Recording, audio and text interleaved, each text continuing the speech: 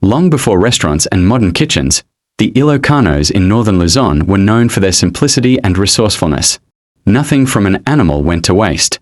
When a goat or cow was butchered, every part had its purpose: meat for main dishes, bones for broth, and the innards for something truly unique. From this practicality was born Pinapaitan, a dish whose very name comes from the Ilocano word pait, meaning bitter. Its distinct flavor comes from bile, apdu, carefully added to balance the richness of goat or beef innards. What began as a humble dish for farmers and families soon became a centerpiece during gatherings, fiestas, and even as pulled and shared among friends.